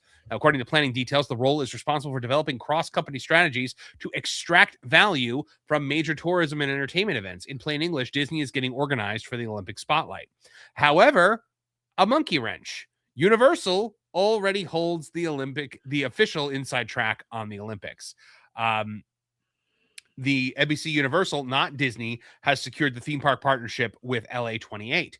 Universal Studios Hollywood is already scheduled to host the Olympic squash competition, giving Comcast theme park arm a built-in promotional advantage during the games. Because NBC also owns the U.S. Olympic broadcast rights, the Universal relationship creates a powerful synergy lane that Disney currently lacks.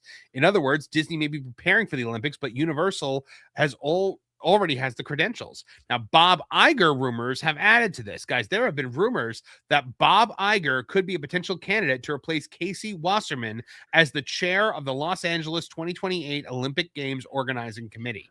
Given Iger's history of helping Los Angeles secure the games and his decades of large-scale event experience, some observers viewed the possibility as a backdoor way for Disney to gain influence around the Olympics. But that narrative appears to have cooled because of an exclusive report from the Wrap, which says the outgoing Disney CEO is not interested in the gig.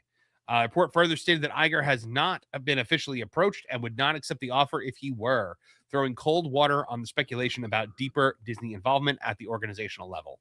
So, guys, it looks like that Disney really wants in on the Olympic Games in 2028, but it looks to me like they don't have an avenue to actually attempt to monetize this. And why would they be excited, Vash Sky, in the first place, if, as Hugh spacebar Johnston said, this is going to be a terrible thing for Disneyland attendance? Yeah, I mean, at least what we saw out in Paris, according to Hugh Johnston, didn't necessarily provide any additional attendance. It actually took away attendance. Attendance was cannibalized via those Olympic Games. And it's very interesting, Marvin, because I have spoken to a long-time employee of the company, going on 30 years. And what was relayed to me was, hey, if you remember what happened when the LA Olympics took place in the 1980s, back at that time, Disneyland actually suffered greatly from those Olympic Games. I guess attendance was way down because people were worried about like the traffic apocalypse that would take place, and there was a whole myriad of media fervor surrounding those games, and it just really did damage to Disneyland. So I think this might have the opposite effect. I think this might not bring more people to Disneyland. I think it might actually cannibalize attendance in a similar fashion that we actually saw with Disneyland Paris. And so maybe that's why Camp Hot Rock was placed in this role, in order to mitigate some of those losses at that level. But it's very interesting, these efforts, especially from the prior Iger administration, to kind of ingratiate themselves with some of these events. I know there's going to be the LA Olympics in 2028, obviously, but there's also the FIFA World Cup coming in 2026. Universal is making crazy moves to capitalize on some of these big events. One being they are going to be building a huge 500 room hotel at the very front of their theme park. I think construction has already broken ground on Universal Studios Hollywood for that effort to turn that into a resort and maybe have it ready by the time that these Olympic Games actually take place. So yeah, they might be putting Camp Hot Rock out there and saying, hey, we're going to do this, we're going to do that. But I know a lot of their investments, I don't think they're going to make it in time for these Olympics. Maybe Avengers Campus, Infinity Defense, and all that, but I'm just not sure. Marvin, you're exactly right. Monetization, I don't think it's going to come from Disney on this one. And now, MJ, the rumor that Bob Iger was potentially going to be involved with the Olympic Games, that was alarming, because that could have been Disney kind of worming its way in there. But Bob Iger being involved on any level, I think it would put a lot of people off from the Olympics, just because of his just Bob Igerness. Bob, what are you thinking? But MJ, what do you think about the possibility of Bob Iger working for the Olympics? But more importantly, the fact that apparently he's not interested. It sounds like Bob Iger is getting a clean break from the Disney company. Yeah, it sounds like he's really wanting to just back away and breathe. His last time that he's going to be sitting is March 18th. That's right around the corner. That's the last time that he is going to be the sitting CEO, but he will be staying on for through the end of the year in a consultancy role. A consultant, right. Gotcha. Yeah, he has a bad rep, and it's exactly what you said, Marvin. People are just tired of what he has to say, what he has to do. He did this to himself. People they will hold him to it, and it's going to be a bad look if they have him doing anything for the Olympics. They're going to have to look for someone else to. I'm surprised they even wanted to put him there for that. That's just alarming to me. What's his background? That anyone had any interest, but that was just the big rumor that was permeating around the Disney sites. What was his background before he became CEO again? Because I can't remember. He was a weatherman. Okay. He was acquired with ABC's acquisition. And how much of it there was going to be. I mean, unless he was like Caitlyn Jenner, I don't know why he would want to be doing this for the Olympics. I mean, well, that's the thing. Iger has a really interesting reputation when it comes to sports and the LA market specifically. Remember, Bob Iger ran herd on the Carson initiative in order to bring sports teams to that region. Now, unfortunately for Bob Iger, those efforts eventually failed because the NFL elected for the Inglewood site that would host the LA Rams and the LA Chargers. But he was trying to meddle his way and get into kind of politics, advocating, sports, all of that. Remember, he wanted a sports team himself. I believe there were some rumors that he wanted to acquire the Phoenix Suns, which is very interesting. But that's neither here nor there. He's just been making moves on this level, and so I'm not surprised that his name is connected to this LA28 effort, because it's right up Bob Iger's alley if you've been following him closely enough. Yeah. Yep, I 100% agree. It does sound like a thing he would want to be a part of, but it's shocking that apparently, according to the Wrap, citing somebody close to Bob Iger, he has no desire to actually be a part of it. Now, whether you believe that or not, Erica, is another thing entirely. But Universal already has the role as, the official theme park of the Olympics. So it sounds like there's going to be more than just squash happening at Universal. It's going to be fully integrated. Well, let it roll. Let them have fun with it. As far as Disney goes, just, I don't know, put out some like good vacation offers and discounts. They'll still make money. Well, that's the thing. When people are in town for the Olympics, I mean, yeah. Do you so do you buy that the Paris Olympics actually did harm Disneyland Paris's attendance, or do you think that was an excuse? So I think it's an excuse because here's the thing about Europe is Paris is not really known for Disneyland.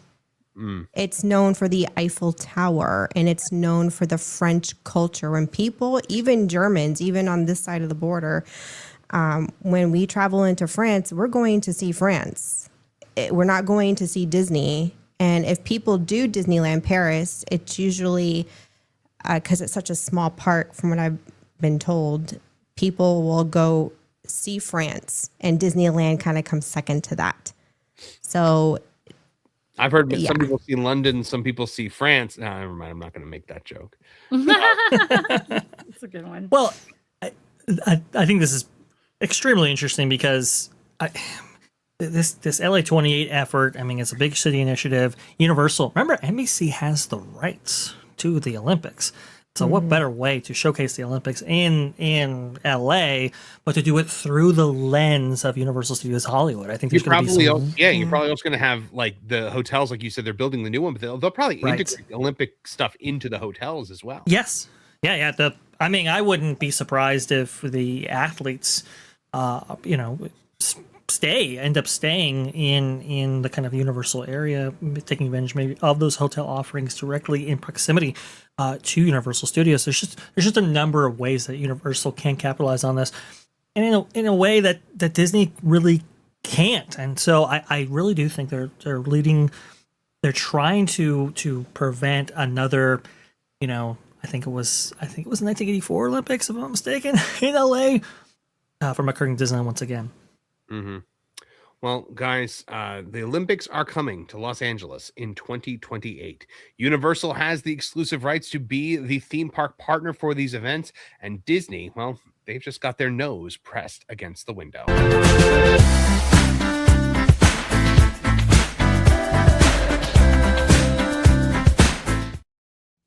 All right, we've had some super chats come in while we have been chatting away about the Olympics. Christian Correliejo for $5 is a dreamland for Epic for me would be an old Hollywood land that would include classic Universal rides like Confrontation, Back to the Future, and Jaws. I've been saying this from the beginning. Oh yeah, build an area where you bring back all your classic stuff, remake it, maybe upgrade the tech a little bit to like make maybe Back to the Future like a less herky-jerky experience and whatnot. Yeah. Make those classic rides, make a classic Universal land. So packing protons for $5. Darn you, Snarky. Have a memory now of a Tao of songs, a tale of songs, a tape of songs from the 90s. That Jacob's song got quieter as it went on, and the last was really loud. Yeah, it was called Barney, packing protons. Wild and Crazy Bear, Wasserman is on the Dahmer Files. What? Dahmer Files. Dahmer Files. Are you substituting Dahmer in for maybe someone else? I don't know why do I He's probably talking about the giraffe. Maybe he's substituting that for that. I don't know. Maravita for $4.99, just dropping by on a quick break en route to and sending one for the goal. Thank you very much. Actually, we probably hit that goal by now, right? No, we are one away from the goal, actually. Oh my. Yeah, we are one teal super chat away from the goal, it looks like. So we'll see. We'll see what happens. Nathan 7478 for $5 says, I think the LA Olympics will be a disaster. Iger is smart to stay away from any involvement. That city can't run anything right. Oh, I actually agree with this. That's true. Made a good point. I was actually just thinking to myself, like, what if like right before these Olympics start, like another wildfire hits? Or right in the middle of the summer with the wildfire season. Yeah. Like even if it's not near the games, the air quality will be terrible for the athletes. I think that it's the traffic will be a nightmare because it's a nightmare already. Like I don't think LA is the right place. You should have hosted them in like Miami or like if you're going to host the Summer Olympics in the States, it should have been like, or San Diego, or like anywhere but Hollywood. Yeah, right. I mean, it's it's very interesting. I remember when I think it was Donald Trump who won the rights for the Olympics in 2028, brought it to the United States. Remember that was a huge effort. Now there's definitely been some politicking on this end. I know the administration has flirted with the idea of possibly moving the games or whatever. I think it's a little bit too late now. Too late, but maybe not the best move.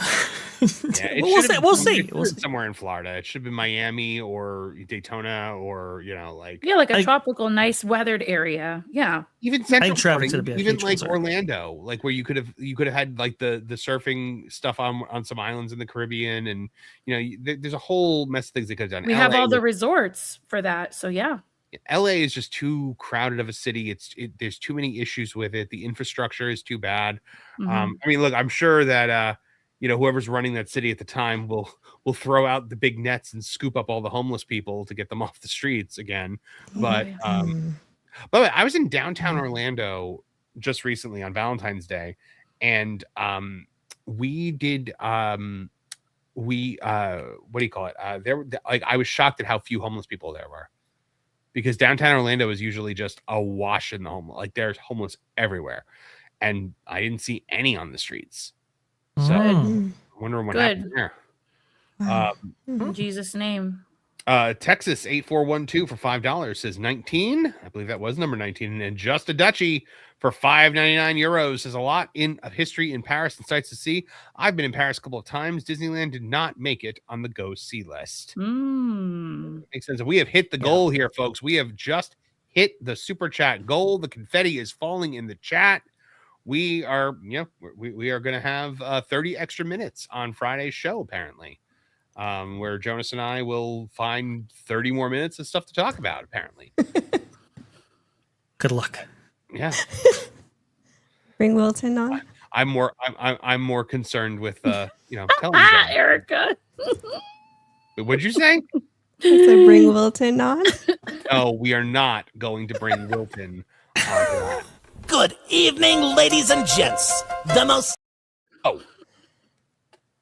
Hello, everybody. My name is Wilton the Troll, and I'm so happy to be here and make Marv so annoyed. Oh, goodness. That's hilarious. Hello, everybody. I had to stop by. Bro? I had to stop by because of the kindness that's out there. This is just wonderful. How amazing everybody is being so generous. And so I just wanted to stop by and say, greatest community online. Oh, yeah. Yes. February is a tough month. Now, I don't know if everybody knows this, but all of this is a business. And there's a lot of work that goes into everything that we do. Marvin, of course, is the editor-in-chief of thatparkplace.com. He's also the managing editor of Geeks and Gamers. And this year has already been off to a great start for both websites. Marvin's been pumping out exclusives like crazy. We had an exclusive about the box office the other day. And so all of this is happening and lots of stuff behind the scenes, starting to corroborate and collaborate with others like Fake Wizard. And there's a lot of stuff happening. February is a tough month because for content creators, it's 3 days less, but it doesn't matter. And we still have to do what we have to do. And you all coming in here over yesterday and today, this community is just fantastic what you're doing. So we really do appreciate it. We also want you to get out there and support Vash with his new channel, Vash Sky Parkcast, and be a part of that gaming place where we're having fun every day. Marvin is doing the M4 Empire and M4 Gaming. Erica has her channel. What's that? M4 Empire Gaming. We're M4 Empire. So, folks, we need you to get over there and support these others as well. I don't want it to just be, it's a pro channel. Get over there and support everybody. It is a beautiful thing that we're building. And imagine where we could be in 2 or 3 years if this continues to grow and grow and grow. By the way, we have, you all see this, but we've got those new castles out there, which every so often YouTube increases your badge now for being a subscriber. And your castles are going to grow and grow. Some of you have some very large homes already out there. I see all those turrets. Different kind of turret, folks. Not talking about Torbjorn. But we're so pleased and so happy with all that you've done for us. And I could not let this generosity go without stopping by and just saying from the heart, thank you to everybody. We really do appreciate you. Pro, have you seen the membership drive today? It's been insane. 115 new members on this show here today. Yeah. And what that means is that this Friday, yes, we are going to go half an hour longer. Fridays are casual Friday. And, that's why Jonas wears his denim shorts. We've told him to stop. He won't listen. But so Friday, we usually go just to 1:30. It's a 90-minute show. This Friday, you all get half an hour more of Jonas in denim shorts. I do apologize. And I'm going to tell him he's going to make a thumbnail where Jonas is in denim shorts. He'll love that. But 30 minutes more. And then after that, I will come on and we'll do a member-exclusive segment of the live stream. And if you're at the top level of membership, come on in. The panel is fine. You can join us and have a good time on Friday. That's what a couple of days, folks. It really does make our day. How can anyone be cranky in the face of that, Pro?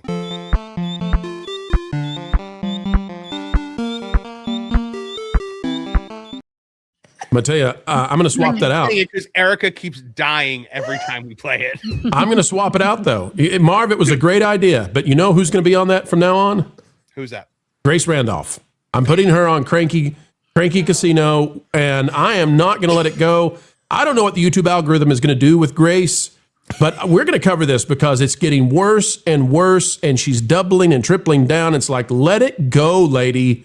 Let it go. Oh my gosh. Oh, last night she really dug a hole for herself. I don't know if people know this. Once she said, Marvin, that she's the victim here. How did she do it, Marvin? She literally made herself the victim. She said, hold on, because I have the article that I'm working on right now in the back end, so I can read you the quote exactly. She said, I was tweeting about it earlier today, and people said some of the most disgusting stuff about me. They were just looking at it as an excuse to say something bad about me. Mr. Davidson needs to realize that he created the opportunity for that. And so that's really bad. Yes, he created the opportunity for her, a white, rich woman in New York, to take the slings and the stings of Tourette syndrome. Poor Grace. We'll talk about it tonight. Yeah.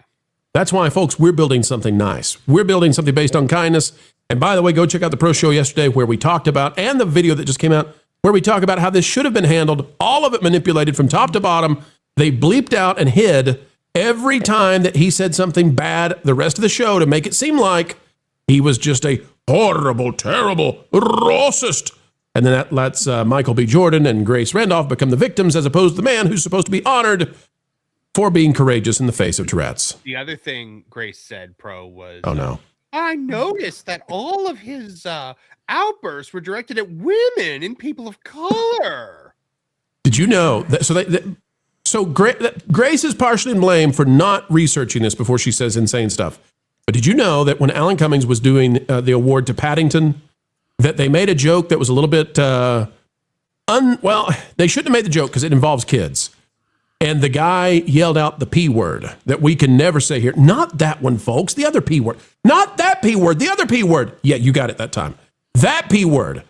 He yelled it. And that's why Alan Cummings came out later and said, hey, folks, we've got a gentleman who has Tourette's. And so if you heard some stuff, and then it was later on. But the audience, only they heard it because the TV broadcast didn't include it. So they manipulated this for views. So the so Nate was telling us on the Hcast about this yesterday, and he was saying that this guy is apparently a national treasure in the UK, and he was he met the Queen. Yeah, and when he was meeting the Queen, he screamed "F the Queen" in the Queen's face. Yep, and she was fine with it. Well, I mean, she handled it with grace, unlike Grace. Because, honestly, I think Grace is in a... She was just like, Americans don't know anything about Tourette's syndrome. Like, no, they do. Like, I point out in the article that I'm writing right now for geeksandgamers.com that there's an entire page of the CDC website dedicated to Tourette's, specifically on education of Tourette's. I love that Grace. Grace, you just have to look for it. I love that she walks outside because she lives in New York, right? At least that's what it looks like. Well, she films in front of Central Park. Okay. So Grace comes out of her high rise and she walks out on the streets, which she probably doesn't like to do anyway, because, she's among the scummy and the gross and normal people. Grace walks out and she looks at all of the lawyers, the attorneys, the technicians, the doctors, everybody that she walks amongst. And she thinks to herself, since I don't know anything about this, they don't either, because I am Grace Supreme. Grayson is in a race with KK. As we work our way through these scripts, if we're sitting and saying, I wonder if this character can do that, or does this make sense within the rules of Star Wars? That really, he's the keeper of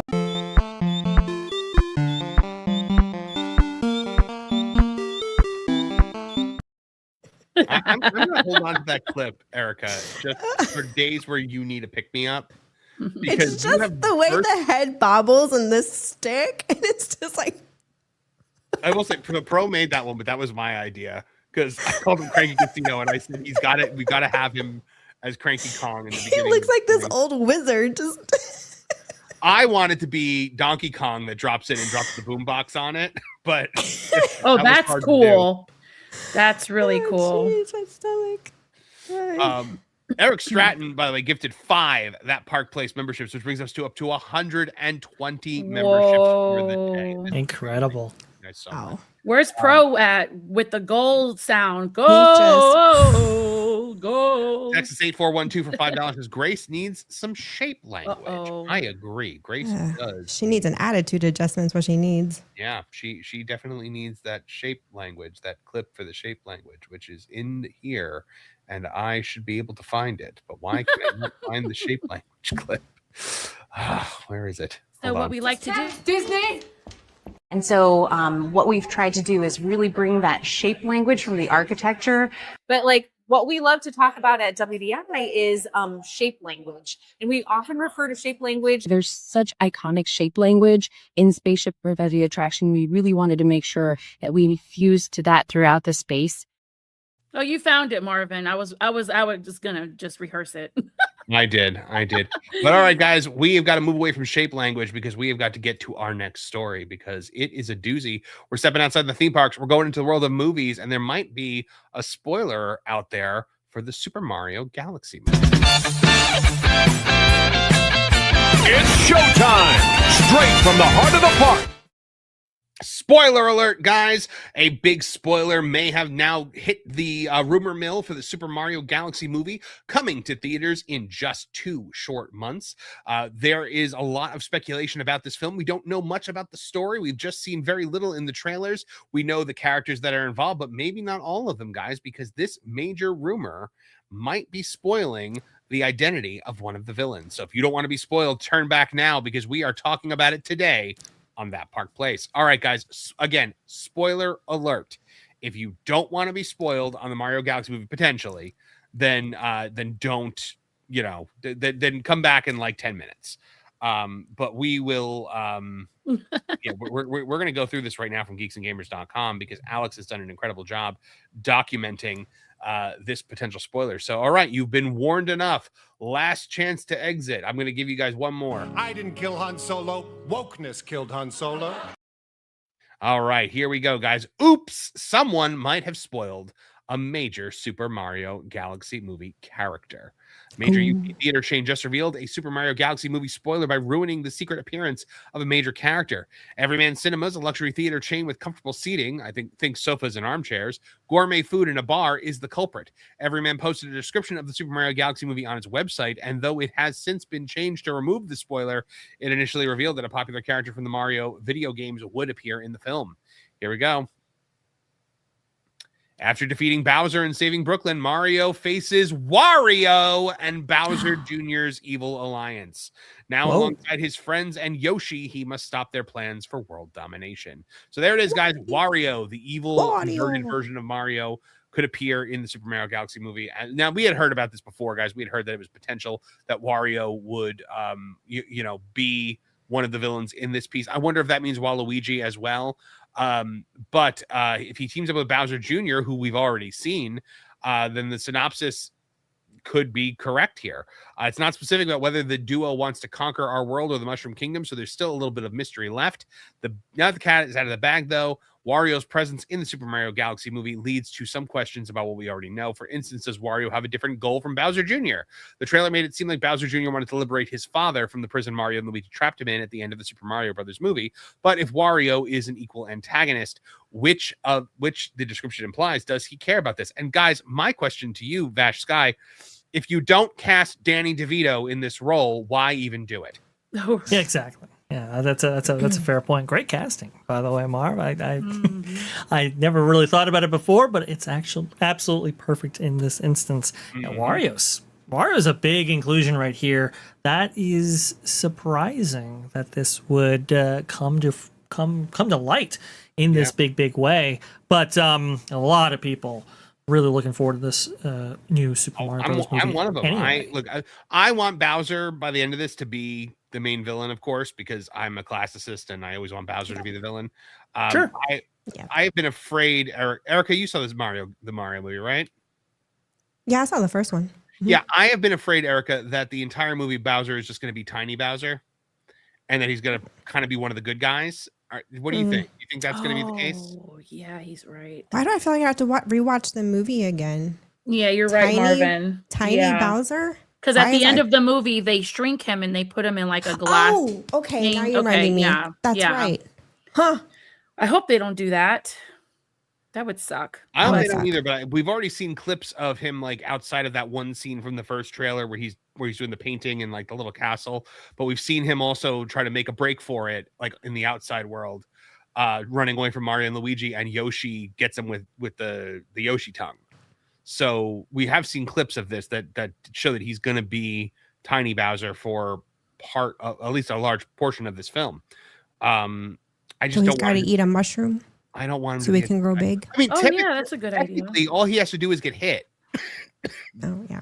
Like if he gets hit, the power up ends and he should go back to being normal. That's what happened when Mario took the blue mushroom in the first movie. I don't know, guys. I don't know how I feel about a Mario anything when Bowser's not the villain, but Wario would be a tremendous. Now I could imagine like maybe Bowser Jr. creating Wario with like his paint as like a dark twisted version of Mario. It'll be a different origin, obviously, but now with Wario, Vash should probably come Waluigi. Oh, well, that's interesting. Yeah, I suppose so. And maybe we see Luigi actually brought to the forefront in this next movie, in a way that maybe he wasn't showcased previously. That'd be interesting. I know they're making the big Yoshi push right there, so people are excited about that character coming in. I don't know. I think, it's just this franchise with cross-generational appeal. People are really excited about this movie, no matter what character seemingly makes appearances, but to know that we're expanding this world, we're building it out, and we're featuring favorite characters from the franchise. I mean, this is absolutely tremendous. I myself personally am not steeped into the Mario lore like some of the amazing people on this panel and at that game place and that park place.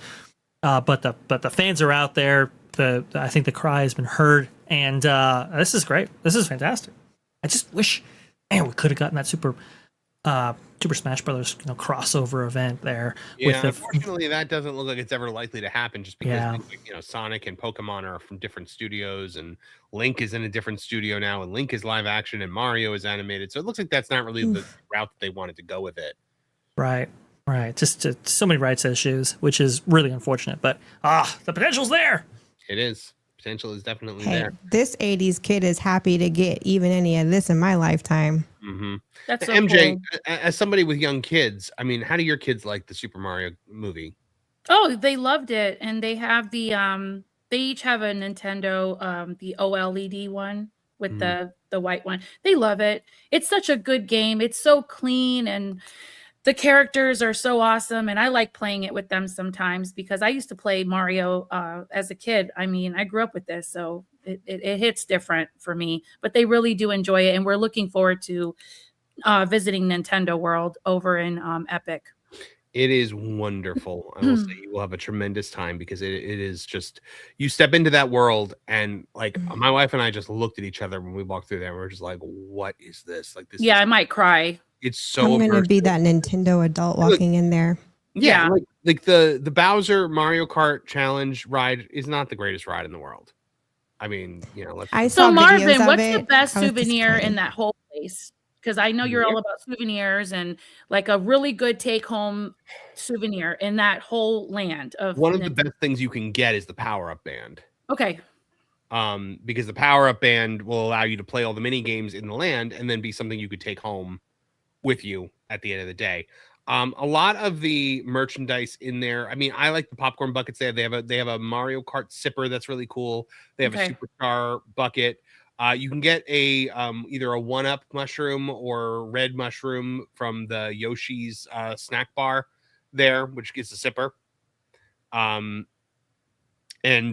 by the way, one of the best snacks that people overlook when you go to that Yoshi snack bar, there is a it's a calzone that looks like a turtle shell. They have two calzones, right? Yes, the red one is like a meat sauce calzone, and the green one is a disgusting vegan one. Oh, Vegetarian. Makes sense. Vegan or vegetarian, I don't remember which one, but it is one that I have no interest. I think it was vegan, because a vegetarian one I still might have gotten because it has actual cheese in it, but vegan cheese is not cheese, it's a lie. But the other great thing to get, I mean, so you should head into Donkey Kong because they have great stuff there. My wife got this little bag that looked like a banana. That's cute. Yeah, I got a super fun like Donkey Kong shirt. I want the barrel. I'm gonna get the sweet treat so I can take the barrel home. I've got that on my it's up there on my shelf. Oh, I can't see if I can't see it from here, but I was gonna ask you a dumb question about the popcorn bucket. Oh, there he is. Thank you for that visual. If they have a popcorn bucket, that's even better because I do like a good popcorn bucket to take home. Mhm. I will also say that Donkey Kong ice cream that you can get at Super Nintendo World is one of the best theme park ice. It's probably the best theme park ice cream I've ever had. I didn't think I was gonna like banana flavored ice cream. I was getting this just to get the barrel. Yeah, but man, it's good. Like, Is it? Does it Okay, taste cool. like real banana or is it the artificial banana? It's like the artificial banana, but it's like mixed with pineapple. So it's just kind of like a that's tropical interesting. flavor. I'm kind of And I scared love- to try it, but if you like it, then I might like it. Yeah, no, can everyone see it. I've never talked to a single person that didn't like it. And Okay, cool. that includes a lot of people who don't like bananas. But now, so if we are seeing Wario integrated into the film, how long before we start seeing Wario integrated into the theme park land? Because right now, Wario is in no way, shape, or form in any of the Super Nintendo worlds that you could find around the world. That's a good point. That's a really good point. I mean, we could see some character integration. I know it's rights issues again pop up, but if Universal wanted to showcase this new movie with this researched effort to showcase these characters, you could see maybe a Wario, limited time appearance in these various lands all across the world in order to showcase the new movie and what characters might be featured therein. So I know there has been work on like a Bowser meet and greet as well, which would be super cool. That's been long in the works I right haven't done a there. character meet and greet in a couple of years, and I think about one would get me to do it. Right. Oh yeah. I mean, could you imagine? Just be absolutely incredible. And I know the Yoshi, appearance that character made as part of FanFest nights last year was absolutely tremendous. I mean, huge lines. They've greatly expanded that offering with the upcoming FanFest nights in 2026. Yoshi's going to be a global phenomenon. Yoshi, I predict that this year, Yoshi is going to be a Stitch level phenomenon.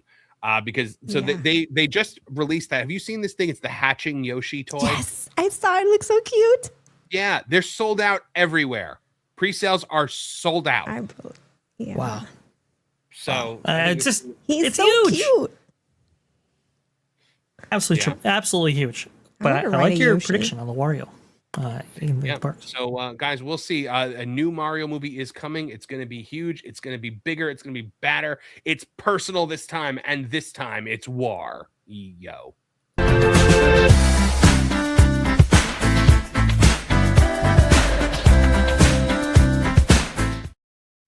All right, let's see here.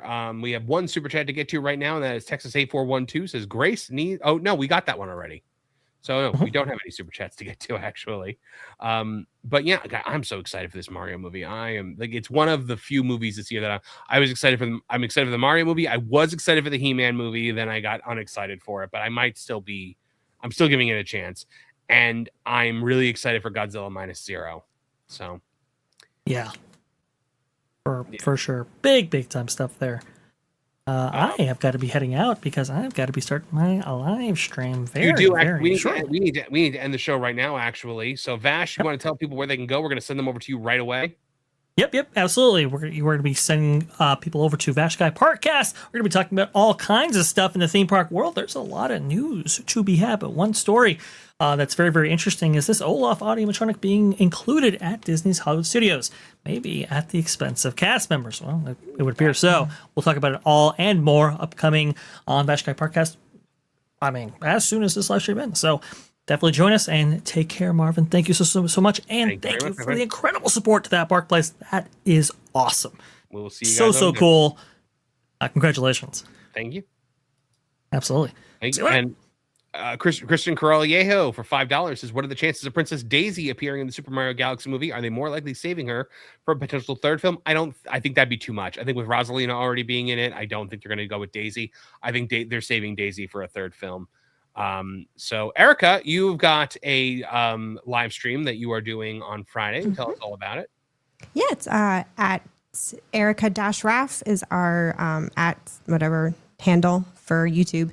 It's on Fridays at 2 p.m. after that park place, and we call the stream Brewed Banter. So you just come and bring your brew, coffee, tea, beer, and we just sit around talking about whatever we want to talk about. Yep. MJ, tell the folks where they can find out more about you. Yes, thank you, Marvin, for having me on the show today. I just want to say a huge thank you again to all the people in the live chat. Your love and support means everything to all of us. It's been a pleasure being a part of this panel and associated with all of these amazing, talented people. Thank you so much. I am on Instagram and on X. I am Magically MJ with 1 L. I am very, very honored to be a part of that park place Mondays and Wednesdays at 12 p.m. Eastern. I'm going to jump right over to Vash Guy Parkcast. I do help him out with the shows. Really exciting. And I'm part of Brewed Banter with Erica and Raph on Fridays at 2 p.m. Eastern. And I'm also on Follow the Bradley's Fun on the Dish a few times a week. He has a new schedule. So it's exciting stuff. Thanks again, Marvin. This was great. And I love you guys so much. I will see you real soon. All right. Thank you guys very much. And thank you all for joining us here today. We hope you'll join us again Mondays, Wednesdays, and Fridays. And make sure you are subscribed to That Park Place for all the news that should be fun.